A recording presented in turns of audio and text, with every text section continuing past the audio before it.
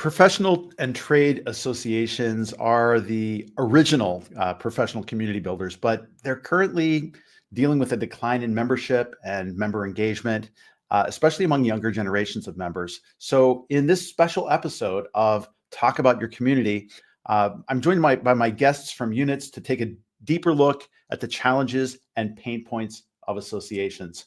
Kalisa, roll the opening.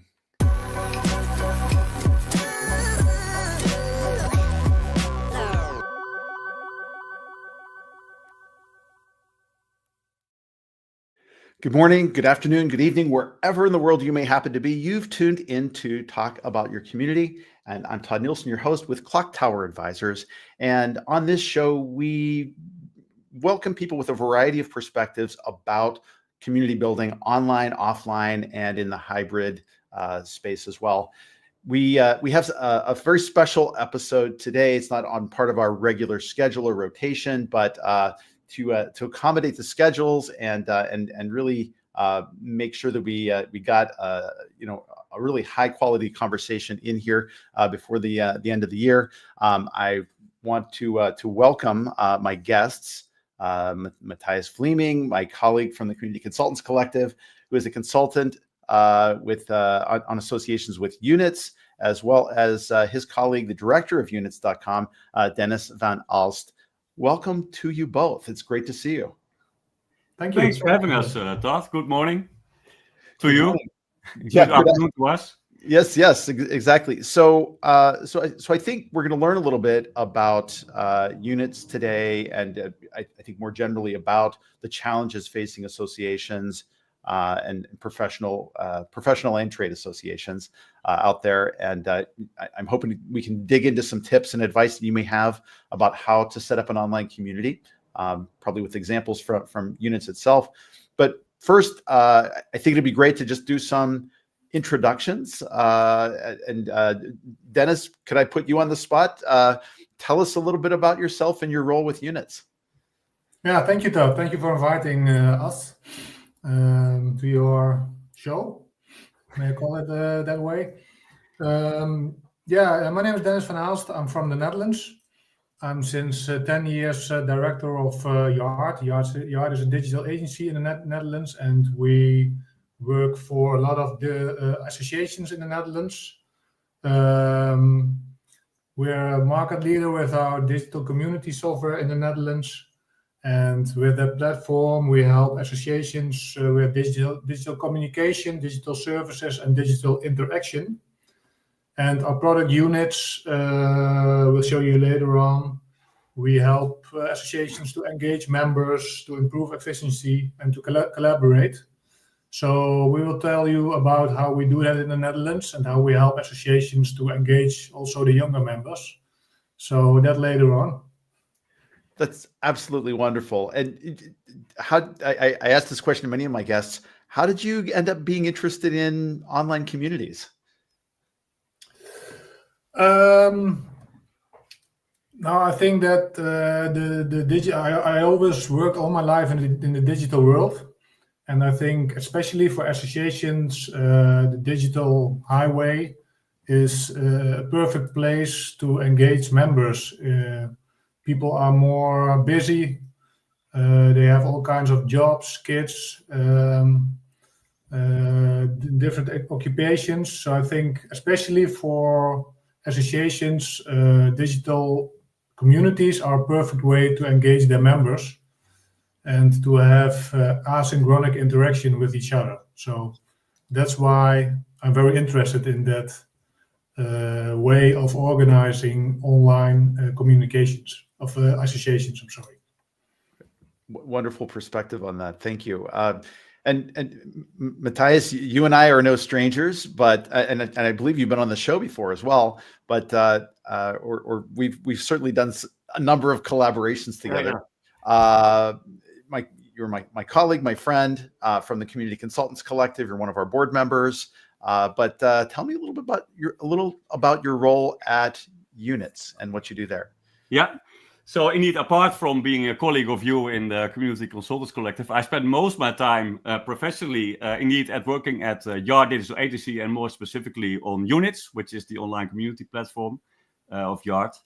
And there I'm a consultant associations as well as a community strategist, which basically means that I help the associations who are implementing a community platform to create a community strategy together, to build a plan, to build a content and activations plan, to launch platforms, to make it a success and to activate that community online.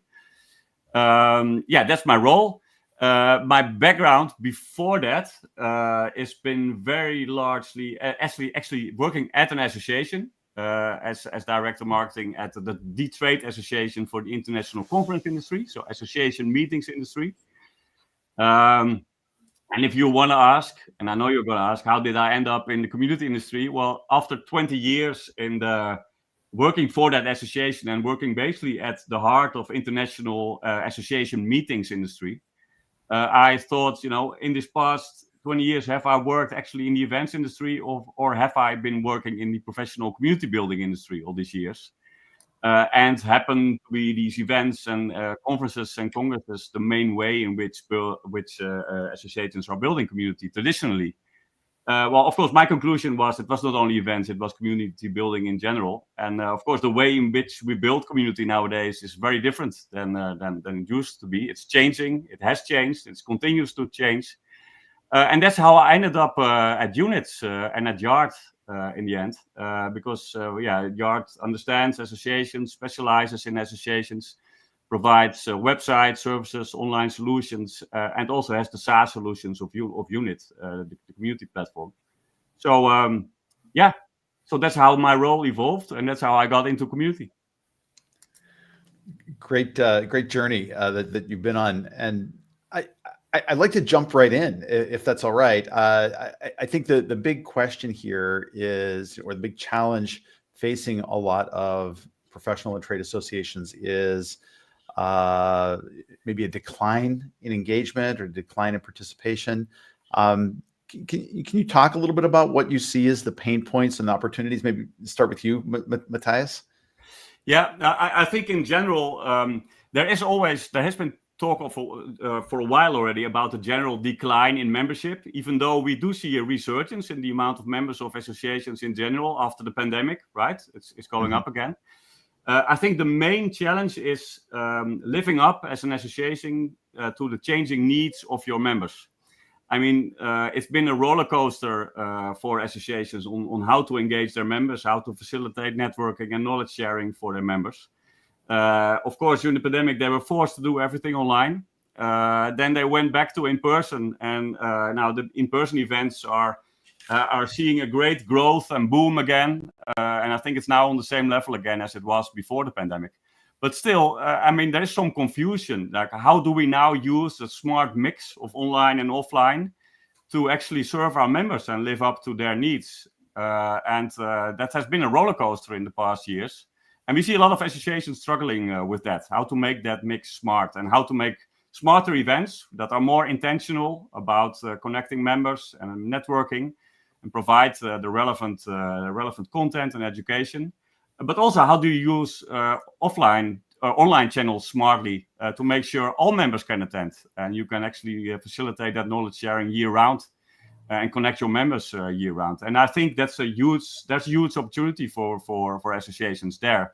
Because like you said in the introduction, associations are the original professional community builders. They have been doing that since the 50s, 60s, when a lot of these associations came into existence. And the way in which we build those communities is changing. It has changed, and it continues to change. And we see that a lot. And we think online community solutions provide a great opportunity for associations to increase engagement, to live up to the needs of young generations, new generations of members who are basically used to engaging with their communities in a different way than maybe traditional members are. And we see it happening. We see a lot of in a lot of fields. We see actually quite organically. We see new communities coming into existence, which mainly meet online first. I mean, we could talk about the Community Consultants Collective, Todd, right? I mean, you could talk about us as being a professional association for community consultants, But we never met in person. We actually started to meet online, and we created the Slack channel, right? And then after that, we created another community channel, and we are meeting online, and we're actually thinking about meeting in person one day as well. But that says something, right? I mean, that says something about how we meet and how that has changed, I think. So many great things about what you said in that, and I do want to talk a little bit about some of the generational challenges with that. But I did want to note sort of one of the words you mentioned a little bit earlier on, which is dear to my heart, which my I guess our mutual friend Ilker Kansel always accuses me of using, which is intentionality, and sort of being intentional about those experiences, making them easy to access. And I think particularly what you said about, many times, groups or communities now are initially convening in online spaces and then meeting in person and having those wonderful, in-person experiences, which I think so many people, tend to place a higher value on. But I think that when intentionality becomes a part of this, to me, it means reducing the friction of those groups of people with common interests getting together. And I think having a great online experience that brings people easily into a space where they can get to know each other and build some trust, and then having that live component come into play is really a wonderful cement for those relationships as they come about. Dennis, I don't mean to exclude you, my friend. What anything that you want to add or jump in with, to the conversation here? Yeah, I think that the associations we are involved, our professional organizations, trade organizations with people working in that space. So I think our goal is to make communities an indispensable part of their life. So when they have a question or they're looking for someone with certain kind of knowledge, they go to that specific place to find someone or to find knowledge or to share something. So I totally agree with your intentional word. It should be very easy to use, very user-friendly. People are used to the Googles, to the Facebooks and things like that. So I think every association should have a strategy on how to have a very easy to use way of interaction with other members, because interaction is the main focus and the reason of existence of an association. So in that sense, I totally agree with you intentionally, but that focuses on the user friendliness of those kinds of platforms. And in addition, I also think that if we talk about the different, how do you say it, ages? Generations. Generations, that platforms can be of great value. Because if the older generation stores their tacit knowledge, their explicit knowledge in those kinds of platforms, then the younger generation who also joins an association can profit from all that knowledge. So that's why I really believe in digital platforms for associations to store knowledge, and then you also can be of great value for your younger generations. When I hear that term, tacit knowledge, that makes me think about Wenger and Trainer's communities of practice. And one of the key use cases for building these online community spaces for access to that, the unspoken wisdom of being a part of an organization or a profession or a trade, such an important long-term value driver for these kinds of spaces. Definitely, and I know for us it's common sense. We think of associations as communities of practice mainly. I mean, there are different types of communities as well. Let's not go there, but but to a lot of associations, actually, when we talk about them, about them, it's quite new. Communities of practice. Okay, what does that mean? What does that imply? How does that work? Because a lot of associations have become quite corporate, top down, and instead of bottom up, and really facilitating peer-to-peer learning as you do in a community of practice. Well, that is of course the original reason they once got into existence, a group of like-minded professionals with the same goal, the same interest, wanting to advance their profession or their trade, or get their own benefit out of working together. It's really a mind shift for a lot of associations. When we talk about communities, I do a lot of training workshops with association in the Netherlands, and then we first talk the first 2 hours about what is what is a community, and it's really a mind shift for them because they're used to providing products for their members instead of facilitating collaboration between members. So they have to, that takes a while before they realize what they are doing at this moment and how they could also facilitate communities in the future. I think associations should focus on both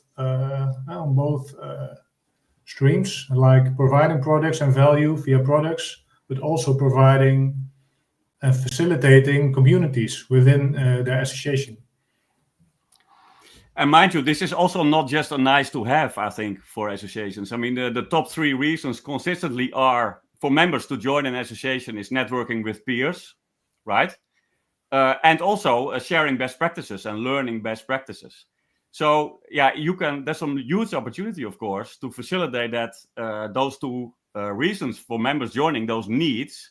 That's why we always say, as an association, you have gold in your hands with access to these members, because, right? I mean, corporates are starting to act like associations a bit. They want to try and create a community and get members on board. Like we said, but associations already have this access. They know the reasons why members are joining. It's just, fulfilling those needs in a different way than they traditionally do. So that's what our platform is basically specializing in. I think it's just a mind shift for those organizations. Like they just need to be educated. They, as you said, they already have an orientation to community building, but my sense is, particularly my experiences with nonprofits and associations in the United States, they just need to be introduced to the idea that your community can exist beyond your annual conference event. That you want to continue that engagement with your organization or your brand throughout that time. And I think sort of once that light bulb appears above their heads, they go crazy, and can be excited about it and really embrace what the online element of that can be. Yeah, but what's also interesting to see, you see it naturally and more organically happening already, because I see in the events industry that they want to provide more value for people to attend, right? Because it's going more difficult for people to travel. We talk about changing needs, right? Busy jobs, they're used to do online a lot of stuff. They work from home, all these changes. So they want to be more intentional about connecting members and connecting participants at events and facilitating that networking. Which means they have to know certain things in advance of their event participants, right? What are their interests? Who would they like to meet? How can they get the most value? What should the education program at the event be about? What are current challenges that my members, my participants are facing? Which means they need to have this ongoing relationship in an online community to know their audience well, to provide the best value for this event and this in-person event. So it's finding best of both worlds. And if you have best of both worlds, then you will have stronger online communities and stronger events. So it's both.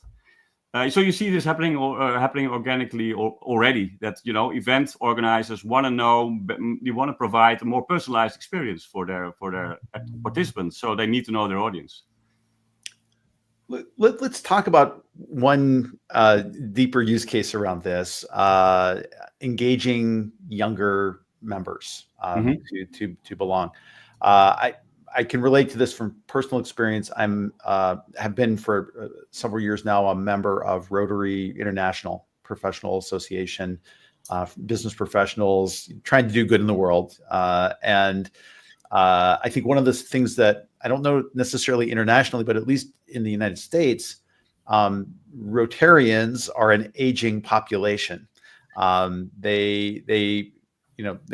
are a lot of local clubs. I'm a member of my local club here in Two Rivers, Wisconsin, and there's regional districts and zones, and it's a very organized, long-standing association, and I think they've struggled in recent years trying to be relevant for young people, trying to get them going, even though they have constructs like Rotaracts, which are, for I think college level, or they have mini organizations for high school and college level young people to try to get them involved. But it seems to me that they've struggled a bit with that. Is this something you've seen more broadly as a struggle for associations? I think in general there has been quite some research. For instance, about the Net Promoter Score amongst different generations, different age levels. And you indeed see that younger generations have a lower Net Promoter Score. So they're less likely to recommend membership of associations to their friends or colleagues than older generations are. Also, if you just look at social media usage and the way they use digital communication and digital channels, I mean, I think on average, there was research in the Netherlands, every Gen Z member or millennial is at least on 4 or 5 different social media platforms, right? So yeah, they're used to engaging with their communities and with content in a very different way than older generations are. Also, I think going back to the Rotary and to maybe more old school associations. They have focused less on the needs of members and why they become a member, but also about making it more personalized, about the personal feeling, the human element of it. They have become indeed sort of corporate with the products, like Dennis said in the beginning. So it should focus more, I think, on the who and the why. Why are you a member? What is your intrinsic motivation to advance your profession or your trade? But also, how do you do that? And let's find together new ways of connecting and reaching that mission and sharing that knowledge and connecting. So there's different needs. Also, I think there's a lot of freelancers, people changing profession. So it's not natural to become like your old carpenter or you become a member of the Carpenter Association because everybody does it that way. So that's also just a general societal shift. Yeah. When I talk to associations in the Netherlands, they tell me there are every association has a young department. Yes. I don't know what the age level is, but that's another point of discussion. But we're not part of it, probably. But yeah. Or maybe just. What I hear is that the younger generations focuses more on value, and maybe something in that age, less on live events and networking and things like that. So they have a more kind of rational approach to the association. So they look for different kind of interactions, different kind of products. So when I talk to associations, they tell me they have different services for the younger generations. So they have to change their way of organizations. They have to change their products or their services for the younger generation to join. But in general, they don't have problems with attracting the younger generation, I think. But they have to change their mindset because the younger generation has different needs, I think. Do you also see that in the USA, or? I think we do. I think that there are perceptions of some of these older organizations maybe not seeming as relevant to them anymore. There's some branding issues involved with that. Does it seem like an approachable organization? I think that there's such a level of comfort with social media platforms in general by younger users that they have an expectation of what those experiences should be when they enter an online community for an association. They I think quite reasonably expect it to be a friendly, contemporary, social media-like experience. Yeah. I had a group of 15 people from the Netherlands. They are all in the board of soccer clubs. Nice. And we developed together a digital community. And there were young people, students, which were in the board. And there were very old people, like 65, who are also at other soccer clubs in the board.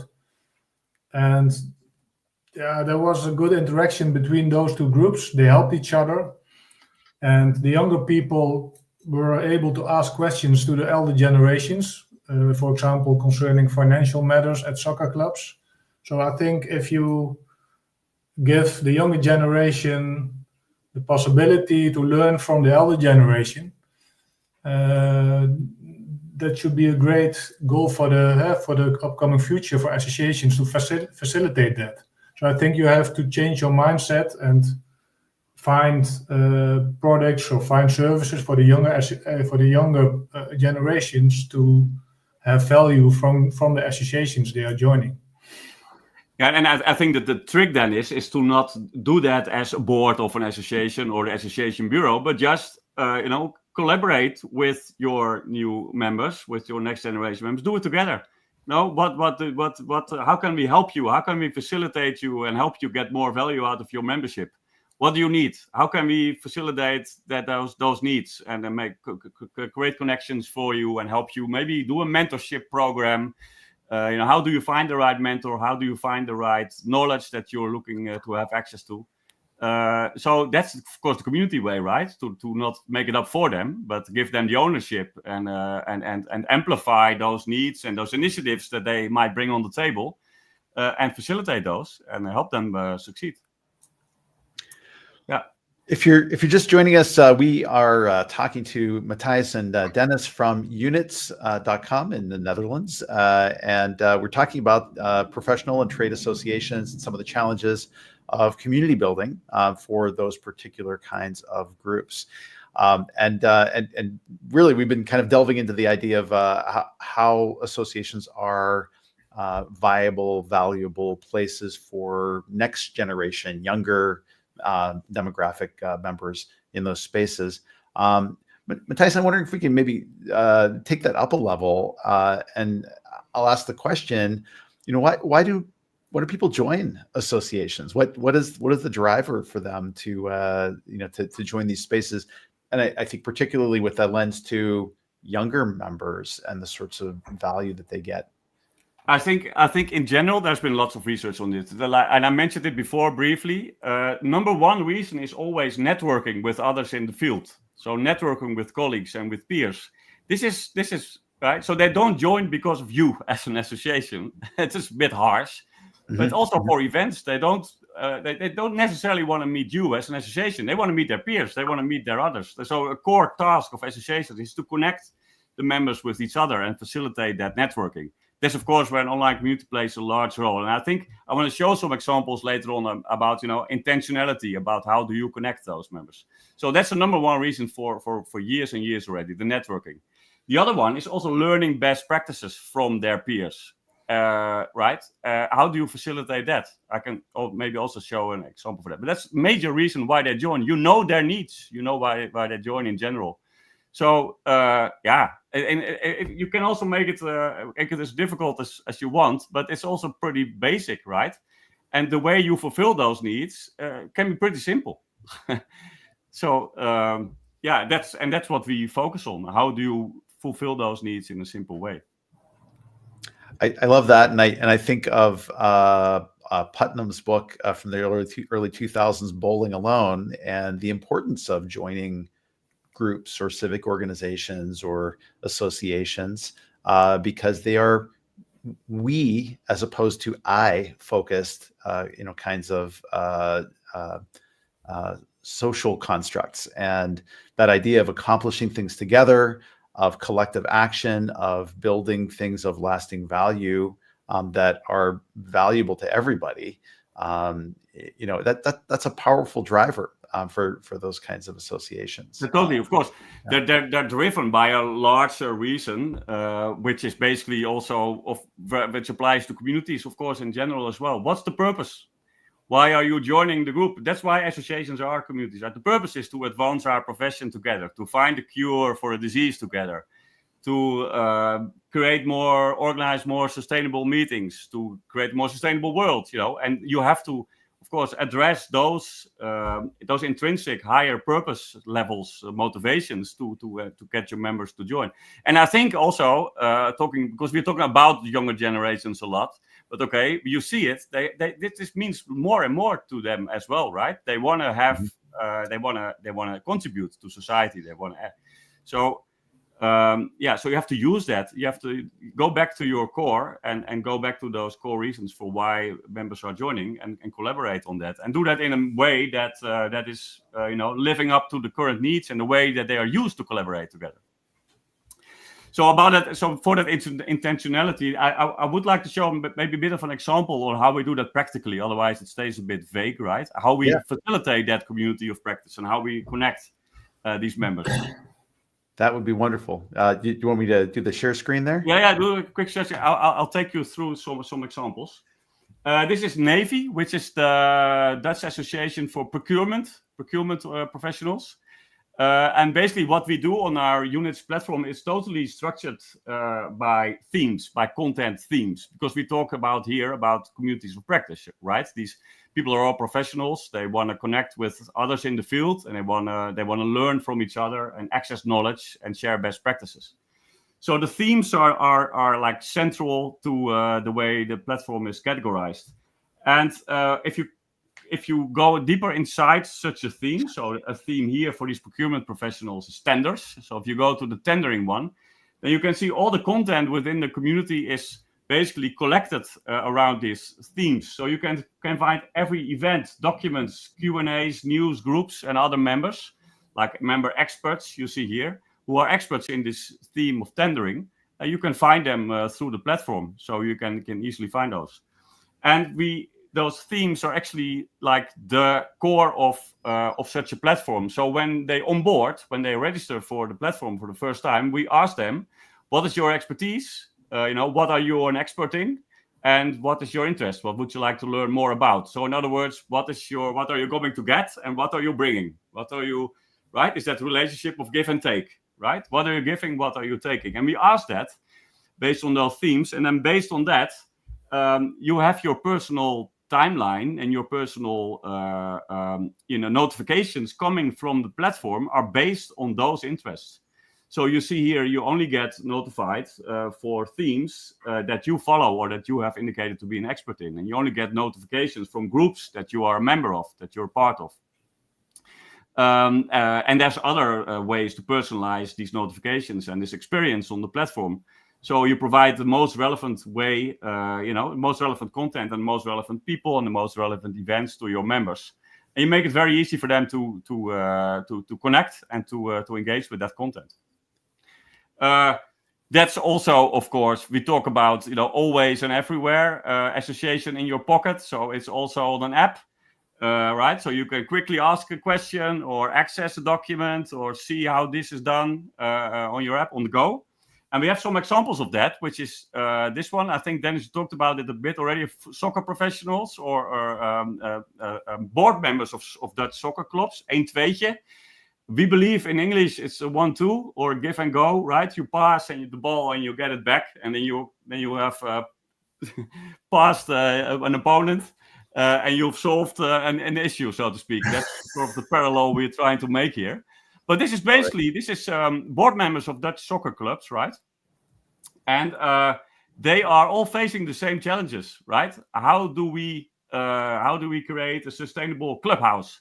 How do we where do we buy artificial grass fields? How do we get new young members to join our soccer club, right? That's all the same challenges. So it's a very simple use case. That is basically based on question and answer, They can ask questions, get answers from each other. Actually, the Royal Dutch Soccer Association is not even involved and is not active on the platform. They're just facilitating in the background. So it's really by and for these board members of Dutch soccer clubs. And it's very effective. So they have a lot of views per month. And each question gets on average 5 answers within 3 days. Right, and it's a very simple way for this Dutch Soccer Association to facilitate this knowledge sharing and connection and networking and finding best practices. The number 2 and 3 reasons for members why they join an association. So it's sustainable clubhouse. I like that word that you use for that, because you do want that sense of intimacy and a sense of ownership of that space. Like I'm bought in to that experience in that space, and so people aren't going to ask questions unless they feel comfortable in that space. That people aren't going to attack them or that they're going to be criticized. But this is a psychologically safe space. Not in terms of not triggering anybody, because you can't necessarily help that. You try, but you can ask questions and assume the benevolence of the other people that are in that space together. Yeah, no, it's very much a safe space for sure. And I know oftentimes also the community managers of this online community had to sit on their hands really not to get actively involved, because there was maybe criticism on a campaign they had. There was in the past, there was a supermarket campaign that this Royal Dutch Association did together with that supermarket, and it was not a success. So they saw that the clubs were talking about it. What the hell is this? Yes. And then they actually they picked up on that and they changed that campaign and solved it together, because they facilitated that discussion amongst their members and their target group. They knew about it. It's the signaling function of an online community, right? You listen to that and you make sure you provide relevant services based on that. So they adjusted it, and it was a success in the end, after all. So I'm curious about the platform. If you could go back a screen to the view of the space, I wanted to question. Maybe this is something Dennis can address, for us. So I see that there are groups here that you've sort of set up, special interest groups in the left-hand column. That's distinct from themes, or should I be thinking of themes as sort of like categories or tags within the community space?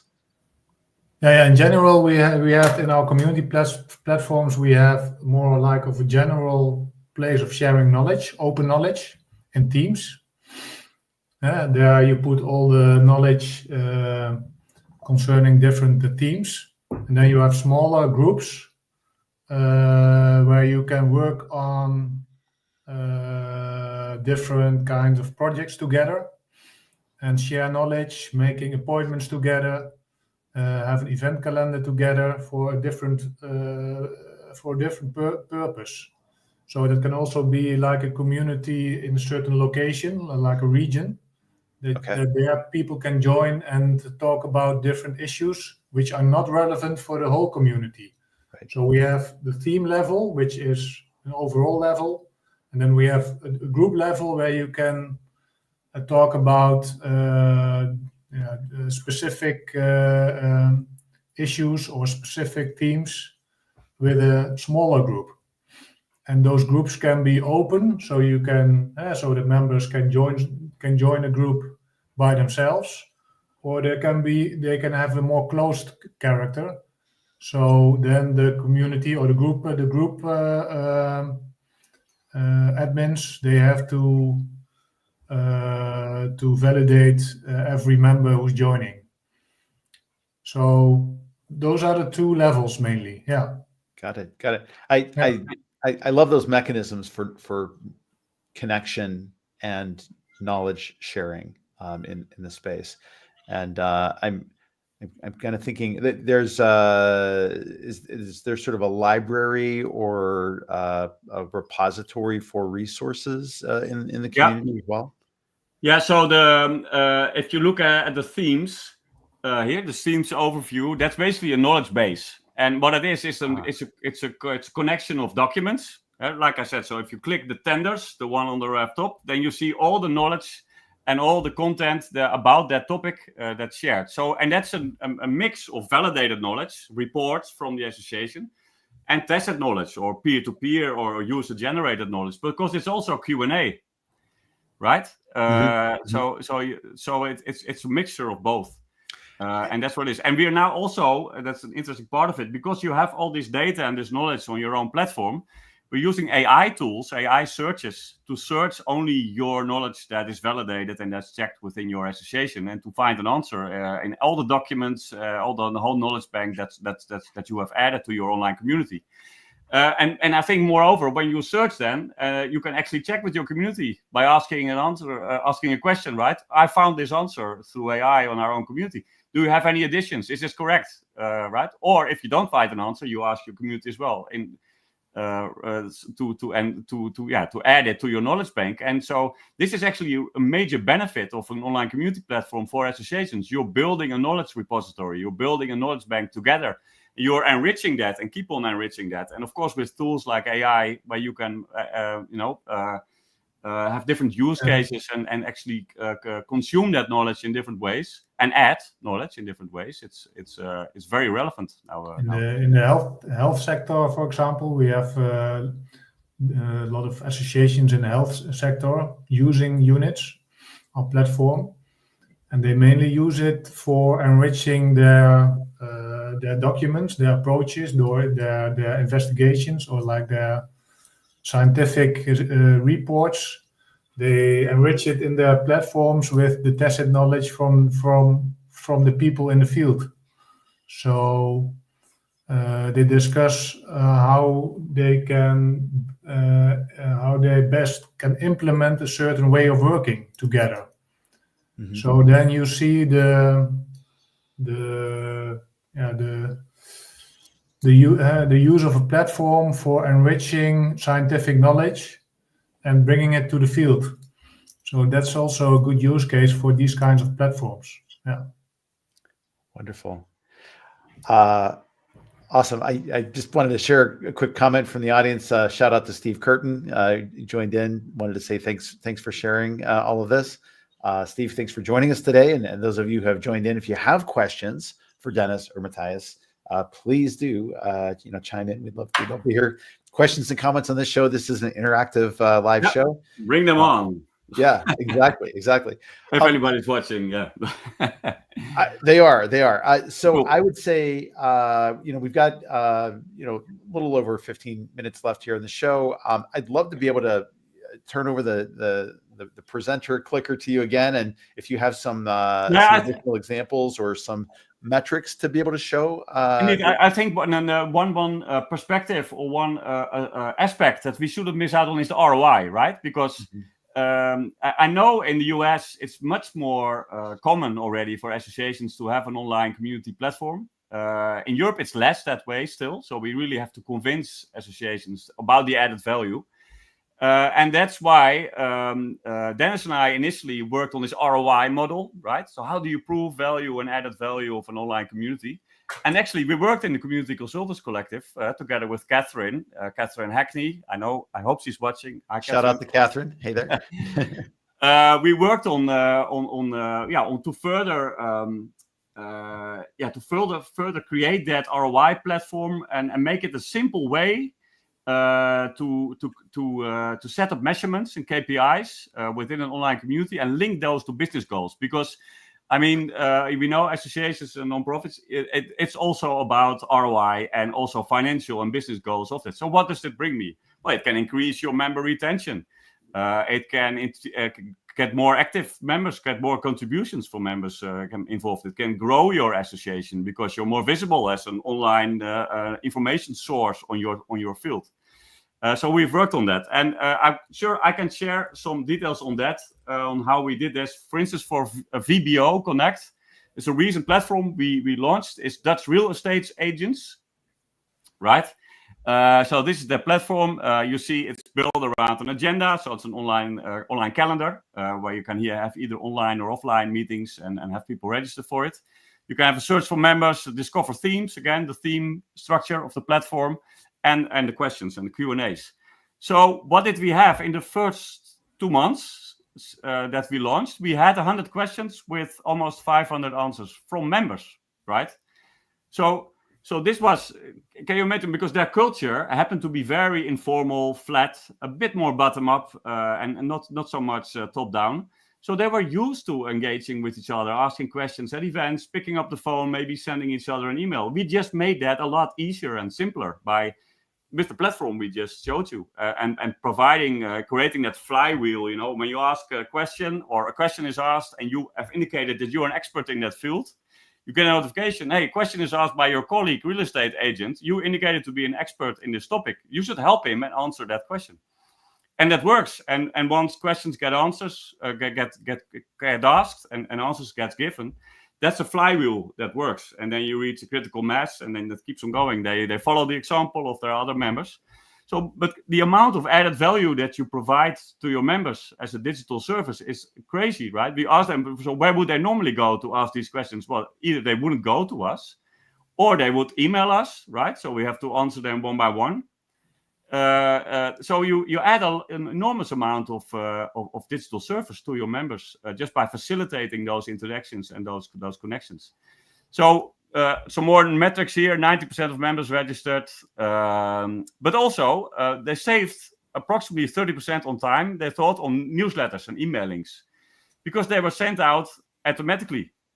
They were sent out from the platform because instead of only sending, you're basically collecting members or collecting participants around this content and around these themes, and notifications get sent out automatically.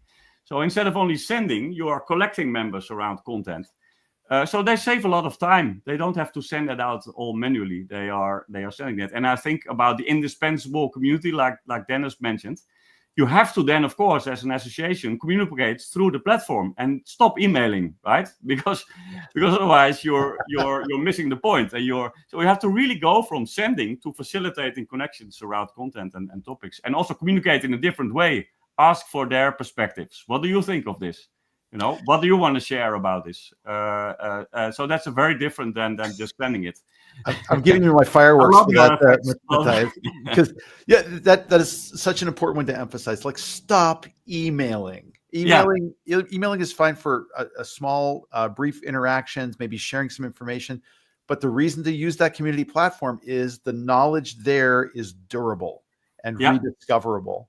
And that's the reason to use these platforms in the first place. If you, as an association, are just replying to people's email questions, all that knowledge is off into the ether. No one is ever going to see it or use it again, right? Yeah. So again, about building that repository, right? Building that knowledge bank. So you're also contributing to something sustainable. You're enriching the amount of knowledge that's shared in your association, and you are that holder of that knowledge as the organization, and you're enriching it, and you're actively working on enriching it. 100%. Communities are ecologically sound in digital terms, as opposed to email, which is wasteful. So I love that. Short term, right? Instead of long term. Email, but also the phone. Huh? Yes. There's not even any data capture there, right? Yeah, of course. It's worse than email. Yes. And I think also because there's a lot of talk about the community feeling and so on, but what we also see at Yunits, it's also just about providing practical value, like in a platform model. It's looking at an association as a platform. So what we saw when we do community strategy for an association, I was doing it for CBM, which is the Dutch interior and furniture builders. Okay. And they said, well, we actually have this internal marketplace, but we do that by email. So we have these furniture builders offering resources and people to each other, and we're doing that by email. So we say that's of course the simple low-hanging fruit for a community use case to get people to log in and to add value. So we created an internal marketplace for them with offered and asked resources and for these furniture builders, and that's an additional digital service which is much more efficient and providing that through the online platform. We have that. So it's not all about the emotional connection and things. It's also just being sensible about providing using digital vacancies, for example. Yeah, vacancies. Because you have a very targeted audience. So when you share vacancies on a platform, it's enormous value for for every organization to post their vacancies on the community platform. So I think that's also good to have in mind. That it's not only about the public spirit and the community, of course, sharing knowledge, but it's also about services who can you can add to the platform, which are of great value for your members. I always say you have gold in your hands with your association members, because they have all agreed to receive your information. So you can send them whatever you want. So you have a very targeted audience. So I think a lot of associations don't use that as much as they could. It's a position of great trust when members decide that they want to join your platform space, and it's a trust that cannot be abused. It's got to be treated with great respect, but because those individuals have expressed that trust in you, that you're going to share things that are relevant and useful, that make their lives better, or that they can use to help fulfill the mission that they believe in, that your association may be about. There's so much power in that. You're speaking to my heart when you're talking about advertising vacancies. I see my colleague Rachel Petzel from Talent Led is on the stream today, and of course we're all about communities of talent, which is partly about being able to post vacancies or help people into their next career step with what they do. It's a very practical use case for communities as well. Yeah. So I think to round off this this demo. Okay, let's round it off. There's one thing I wanted to show, because we talked about it in the beginning. It's about integrating events, and I think that's key as well, because we talked about the challenge being, how to combine the online and the offline to provide the most value to your association members, and how to combine best of both worlds.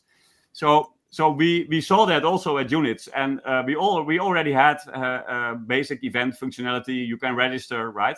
But we also recently launched a conference module or a congress module with which you can actually manage the events. You can manage a full program, you can manage registrations and payment and so on. But you also then can connect those participants before the event. So you are basically facilitating the networking between these participants before the event is taking place. So that means it's an interactive channel for your event organizer to just communicate the practical issues, but it's also a way for speakers to get input on their sessions. It's also a way afterwards to do your event evaluations and ask for member feedback. It's a way to share your event pictures and all make that central in the platform. It's a way to maybe organically continue discussions. I mean, you often see like working workshops, working groups at events. So invite them to your working group immediately on your platform and continue those discussions. Share your presentations there and keep those connections going. And we often see that organically there maybe new events arise, or they do a follow-up meeting at your next event, or they organize their own event. I mean, talk about bottom up, right? So because they have the opportunity to do so, because they're linked, they can organize their event, they can set a date, and they can facilitate that. And you only facilitate that as an association. So I think that's, in this way, you are integrating the events into the online community, and you can make that more organic, that flow, that year-round engagement that you're trying to build with your members. Great. Something I wanted to show. Yeah. Yes. I won't show that one. That's a good graphic, though. So I know we're kind of running a little low on time here. This has been a fascinating discussion, and appreciate both of your perspectives and the sharing of wisdom that you brought here to today's event. I'm wondering if maybe either of you would like to make just sort of a closing statement, and then I think maybe have some links to share, perhaps about the changing roles of associations, or how someone can get in touch with Yunits if they would like to explore this service for their organization. Yeah, I think well, there's a couple of things we would like to share that might be useful, that we maybe teased a bit on during this hour or so. One is the ROI model, I think. If it has not been shared already, please share it, or I will have a look Yes, you at did it. share that. Yes, Cool. that is good. So you can have a look at that and maybe use that to set up your own association community and create, provide the business value of it and create some goodwill, and get people on board and create some commitment for your association to invest in an online community for your organization. And the second one I wanted to add was a link to an online workshop we are doing in February. We have maximum 4 places available because we want to make it like we want to go in depth a bit about your association and your use case, because we see a lot of associations are thinking about setting up an online community for their association, but it's big and it's getting bigger and bigger in their heads. So we created this 2-hour workshop just to get to help you get started, to show some best practices and some examples, like some we've shown now already, and basically to help you set up the foundations of a community strategy and help you along there. So yeah, please register for that if you are interested. We would love to help you. Yeah, that's maybe a logical follow-up. Wonderful. Yeah. Wonderful. A quick shout out to Eric Johnson, a long-time colleague and friend, and amazing strategist and business innovator. Glad to see you on the stream today. Dennis, closing thoughts? My closing thoughts. Now, I'd love to learn also from the other countries, like the USA, how associations deal with digital communities over there. So maybe there are people who want to talk about that. So please contact me to share some knowledge on digital platforms for associations. That would be very great. And I'm also happy to invite you to our workshop, like Mathijs said. And thank you for the opportunity to tell our story over here. Gentlemen, thank you both for bringing your full selves to today's conversation. This has been a joy, and you are welcome back on the show anytime. Would love to see you again to hear about any updates or news and successes about what you've been able to achieve. And thank you, all of you who've tuned in to today's live stream on the topic of professional trade associations and enabling them with online community platforms. You can learn more about Yunits at yunits.com.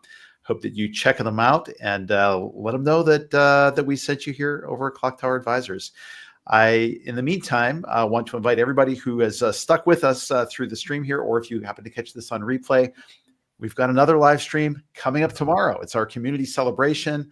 Mathijs, I think you're going to be joining me for that. Yeah, actually, it's during our office party tomorrow, Dennis. So maybe we will log in and say hi. Yes. Yeah. Definitely want to see the office party. That sounds great.